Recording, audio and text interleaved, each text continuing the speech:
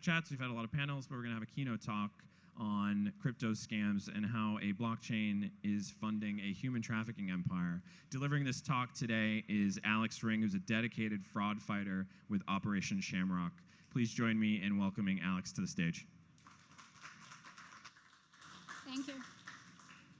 Good afternoon. My name is Alex Ring, and I know you are excited to hear me talk about scams at a blockchain conference, no less.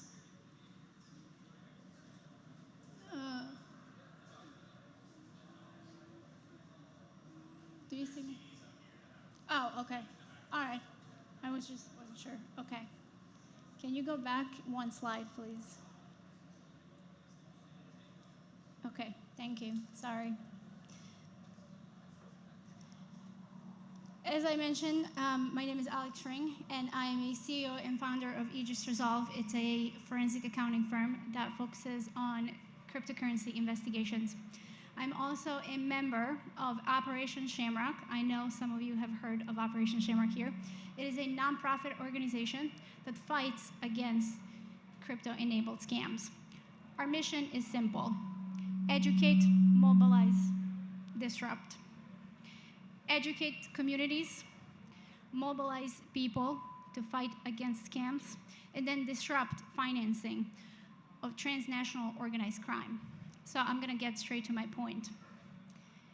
If you ever received a message that maybe looks like this, I know the screens are small, but I hope you can see it. It is a seemingly wrong number, and in our nature is to ask, who is this? Who is texting me? And then you may receive a picture of a very young, pretty woman. Maybe you got something like this, a recruiting text message from, let's say, Amazon, or maybe Indeed, maybe Target as well.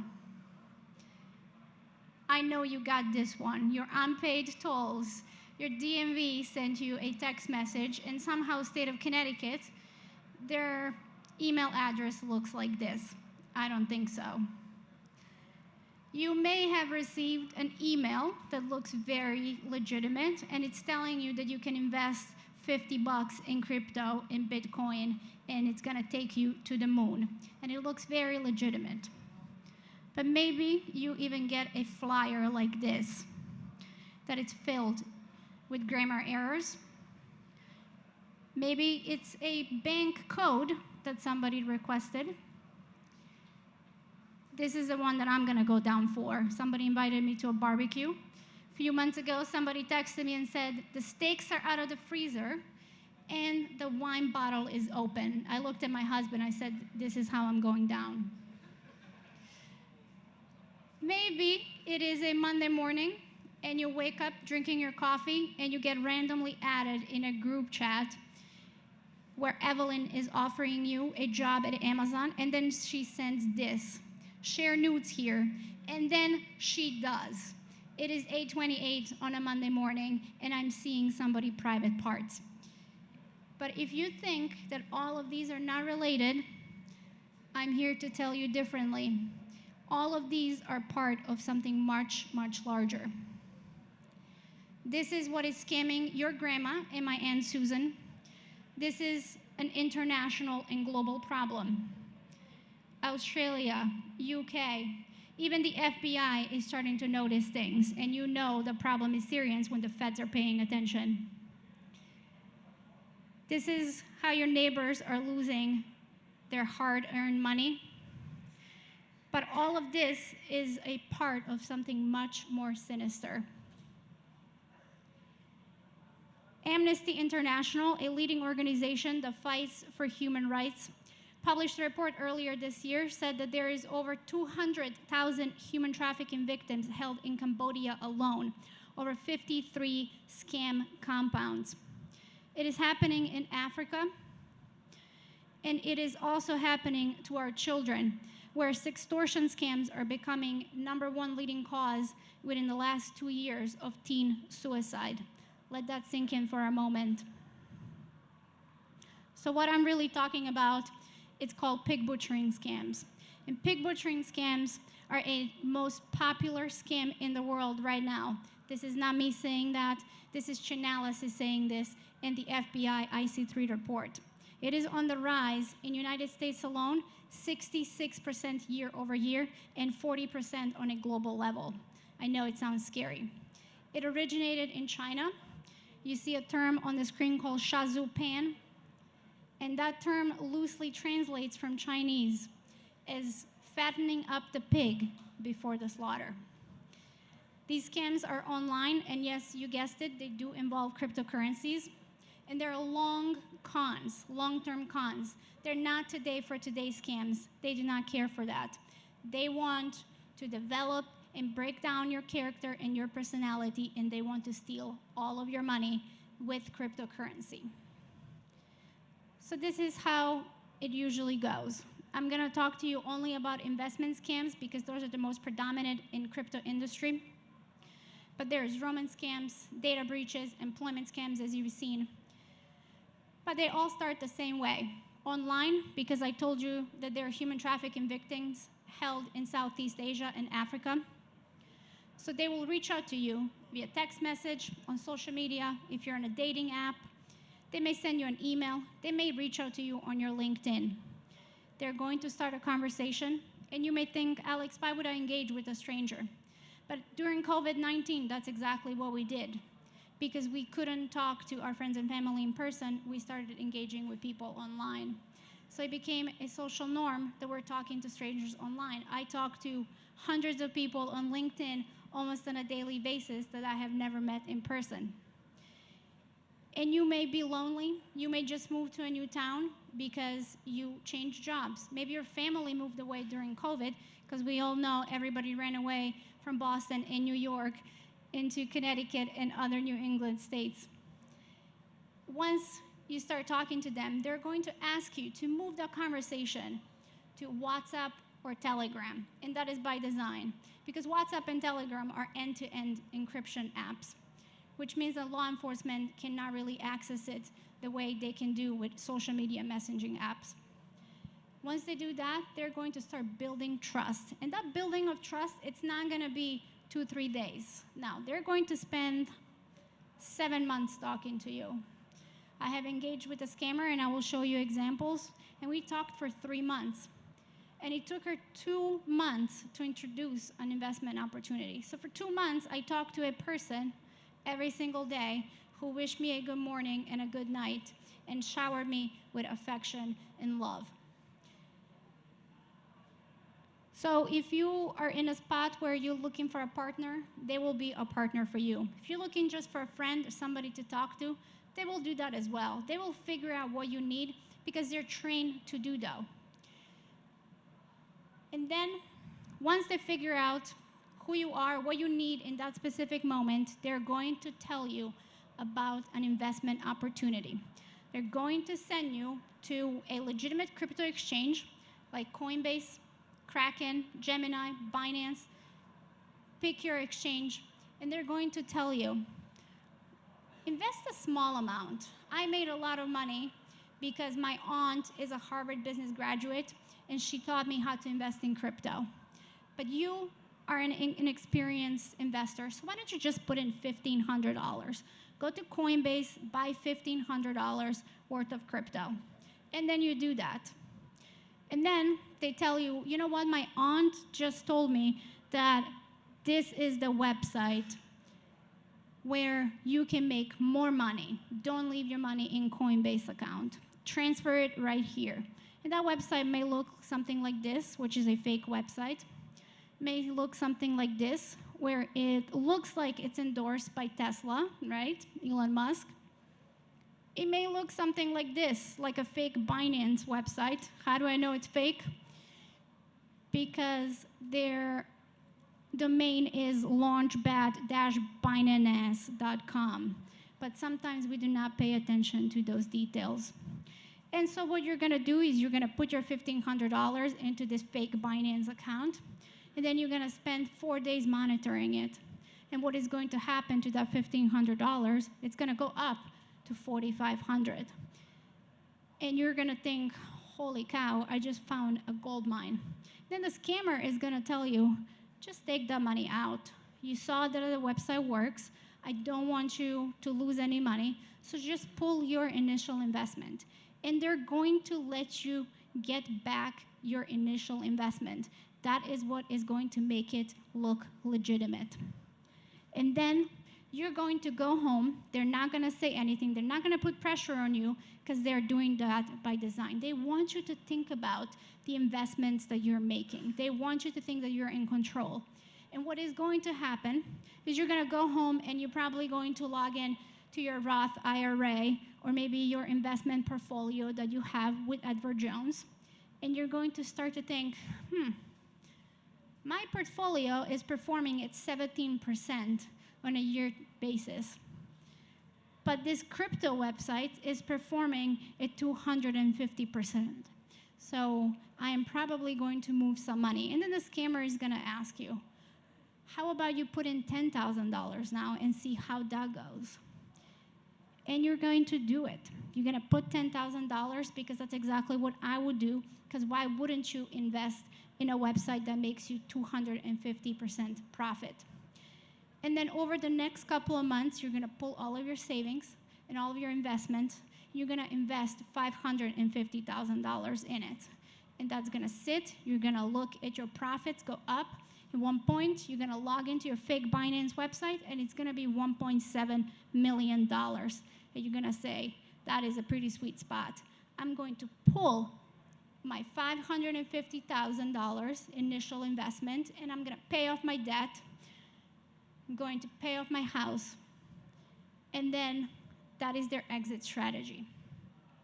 They're going to tell you that either your account is locked because you didn't pay a tax, or because you pulled $1,500 without paying any tax, and they're going to tell you that they need $23,000 for that tax. So you're going to borrow it from your friend because you're in a few days going to have $550,000. You're just going to give it back to your neighbor or your friend or whoever you borrowed your money from. You borrow it, you pay the tax, and then they're going to say, you have to pay another tax, unfortunately, because of President Trump's tariffs. And that tax is $88,000. And then you start to think, I think I have just been scammed. And hopefully, you're going to go to your local police department and you're going to report the scam. And hopefully, your law enforcement is going to know how to investigate crypto crime. But unfortunately, less than 5% of US law enforcement is equipped to investigate crypto crime. So that is a problem, and they will probably not investigate it. And you're probably sitting here and thinking, well, Alex, this is a blockchain conference, so we obviously understand crypto. So who in their right mind would invest $550,000? It must be the uneducated or less educated, or people who do not understand crypto, or grandma and grandpas who are hanging out on the internet when they're not supposed to. And I'm here to tell you that you're wrong. I'm not going to make you read all that, but I did highlight a couple of things. Confidence enrollment scams. The difference between the 30-year-olds and the 50-year-olds is not that big. And also credit card and check fraud. We all think it's our parents and our grandparents, okay? My father-in-law is a prime target for them. He's 78 years old. He just got a phone call a few days ago, somebody pretending to be my husband. And it took a long time to tell him that indeed it wasn't my husband calling him. He wasn't in trouble, he wasn't arrested, and he didn't need any money put into a crypto ATM machine. Data breaches. The 50-year-olds report less scams with data breaches. That means that us, millennials and Gen X, click on more links that we're not supposed to.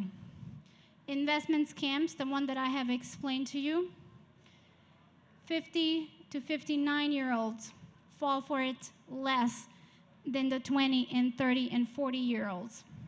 That is a problem and misconception around scams. It is not just for a less educated. It's impacting everybody. I did talk to a scammer for 90 days, and it took 47 days for her to introduce an investment to me. But every single day, she told me, Alex, I hope you achieve everything you set out for yourself today. I hope you go out there and seize the day. We moved our conversation to Telegram, and she was the nicest person that was love bombing me every single day for 90 days. In one point, when she didn't text, I started to wonder what was she doing. And I damn well knew that she was a scammer in a scam compound and probably a human trafficking victim, but that is how they get under your skin. FBI IC3 report that is annually issued by FBI talks about how much money Americans are losing to crypto scams, and this is the reason why I got a keynote at a blockchain conference. Because the FBI said initially we lost $9.3 billion to cryptocurrencies. They have updated that number, and it's $12.9 billion so far, but there is a caveat to that. They're saying that less than 30% reports these scams. That means Americans are losing upwards of $35 billion with a B dollars a year. 66% increase in losses from 2023. That is a problem, and this is why we have to talk about it. So why this, and why now, and who the hell is scamming us? If you guessed China, you guessed right, the obvious player in this game. China in 2013 has started a Belt and Road Initiative, and it is their $1 trillion infrastructure initiative that sole purpose is to destabilize US dollar. They're doing that by dealing with countries around the world in any other currency than the US dollar. But then something happened in 2020 that pushed us onto social media, where we were scrolling and looking at cats doing funny things, and we were looking how to start a sourdough mix or bread. In Southeast Asia, there was a lot of casinos, specifically Cambodia, and then all of a sudden those casinos were empty. They weren't making any money, so they figured it out how to do it. Chinese mafia moved in, and they turned it into human trafficking centers. Thailand, Myanmar, Laos, Cambodia, Philippines, they're all hubs. You can all figure out that there are some bad things happening in that area.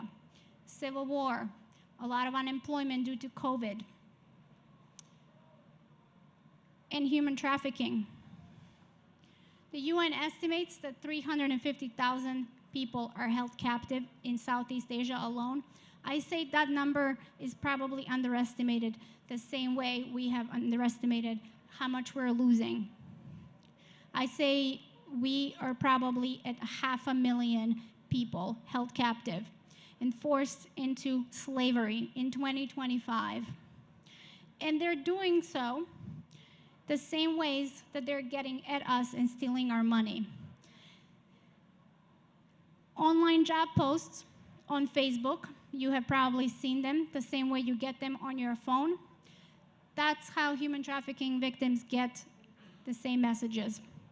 Facebook groups, WhatsApp, have you ever randomly been added to a WhatsApp group? The same principle applies to them. This is all happening to people who were largely impacted by COVID, third world countries, for people who are looking to make a living, they're looking for better opportunities. They're applying to jobs thinking that they're going to travel and go and be admins in IT and customer support, and they're going to make 5 times more than what they're making in Bangladesh, India, Cambodia, or wherever, Philippines. And I put down Meta's role because I do like to call out Meta because they do own a monopoly with social media. And I know that if you're on Facebook or Instagram, on WhatsApp, you have been flooded with scammers on it. My group, Maine Coon Lovers of New England, I have recently found out that it is a 2,500 member group that was a scam entirely. So this is a picture in Myanmar, pre-COVID, and this is the picture post-COVID. This is how fast they're building huge facilities where they're keeping human trafficking victims. And we're tracking in these scam compounds atrocious things. Besides that they're held there against their will, they're tortured, beaten, starved to death, sexually assaulted. There's a high rate of suicide and murder happening over there. And what they're doing with all of that money that they're stealing, they're laundering it. I like to say scammers do not want your crypto, they want cash just like the rest of us. They're doing that through legit businesses, through cryptocurrency exchanges. I know, it's heartbreaking, but we all know that they're doing it and that they're hosting scammers on their platforms. Chinese money laundering networks and marijuana farms across the United States is something that we're not talking enough about. But if you Google it, you will find out so many things that are happening. Chinese money laundering networks are money mules here in the United States. Chinese students who are turned into money mules, Chinese housewives who are buying expensive things and then sending them back to China. In 22 states, Chinese nationals have bought a land where they're growing marijuana. Maine has a huge problem. My home state of New Hampshire just had a recent scandal where a Chinese businessman has bought land for 5 times the asking price. Nothing fishy there, right?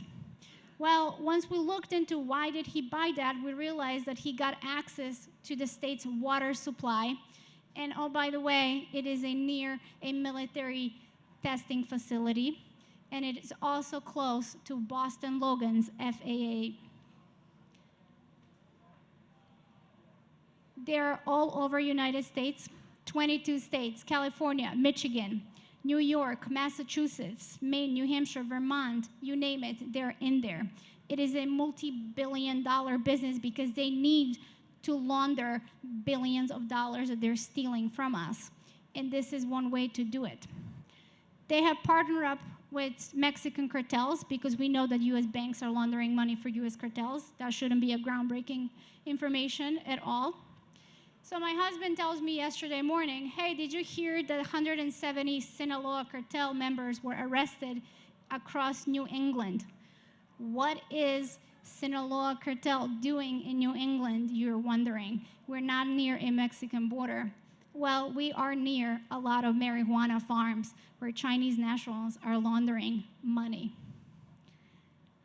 So who is really enabling this?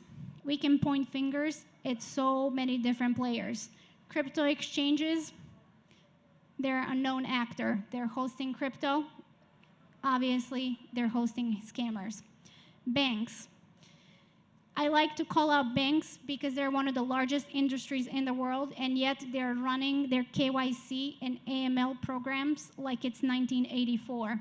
And they do want to get into crypto and be innovative when they cannot even keep track of your checking account. Government, I joke, the government is not gonna come and save you.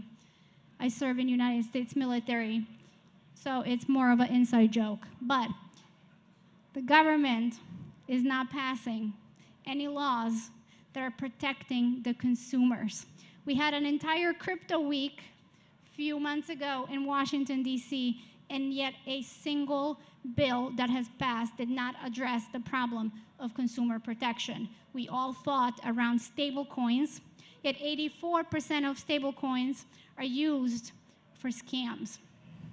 Big tech, I mentioned Meta, but they're not the only ones to be called out. How many scams do you get on your Gmail account?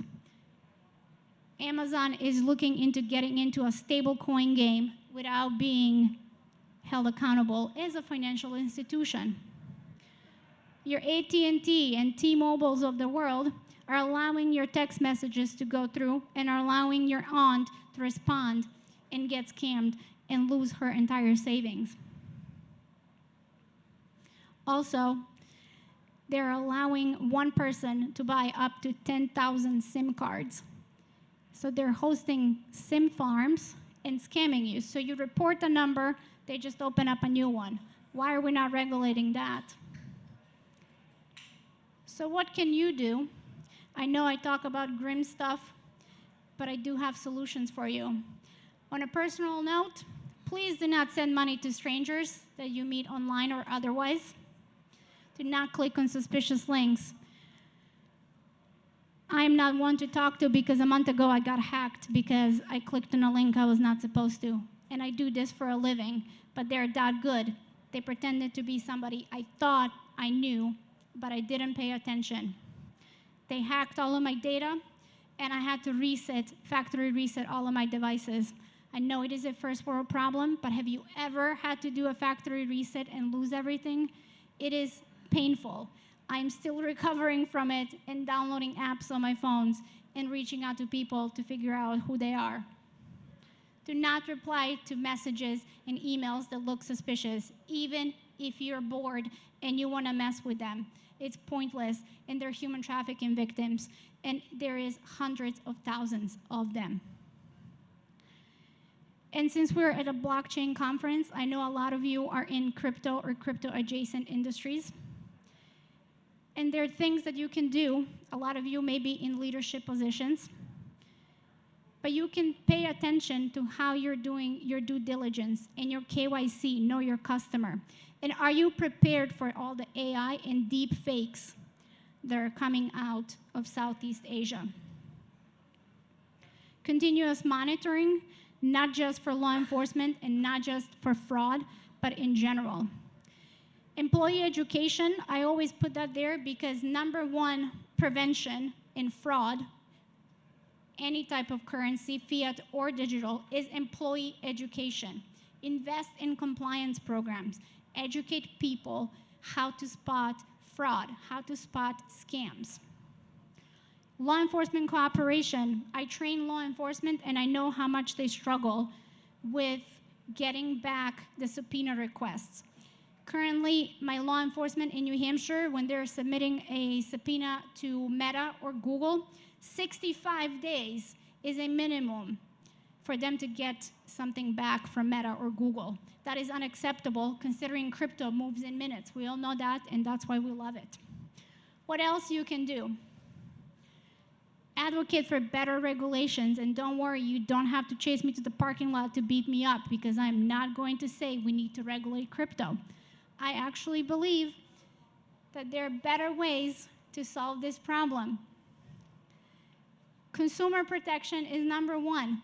If we're going to regulate crypto and make banks and Wall Street and tech be involved in this game, they need to do something to protect us. We need to update Bank Secrecy Act. We need to make a recovery fund for victims. We need to force banks to invest into technology and compliance and anti-money laundering. These are the things that they're not doing, and we're not forcing them to do so. Tech safety, I'm always going to talk about that because our children are affected by this. Our children are leading into suicide because they're being sextorted on social media. And this is not just Facebook, it's TikTok, it's Snapchat. And if you think that this is not a national security problem, think again. I just told you the Chinese mafia is buying land near our military sites in 22 states. And they're getting access to our water supplies. And we're not talking about this enough because we're too busy talking about things that in grand scheme of things do not matter. You will not see this in the mainstream media, and we're asleep behind the wheel. So I'm going to leave you with this because I only have 1 minute left. But I'm going to ask you to think about the compliance programs, and I'm going to ask you to think about employee education, and I'm going to ask you to talk to your friends and family and talk about scams and talk about how much money we're losing. And I do know that you have lobbyists on your payroll, so please do advocate for the right things. Let's not overburden the cryptocurrency industry, and let's make it legitimate, and let's make it safe. Thank you.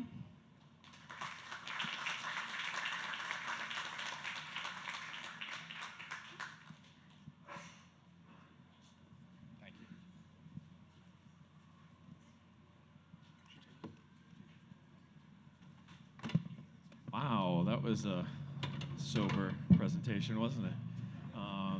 I hope everybody learned a lot. There's a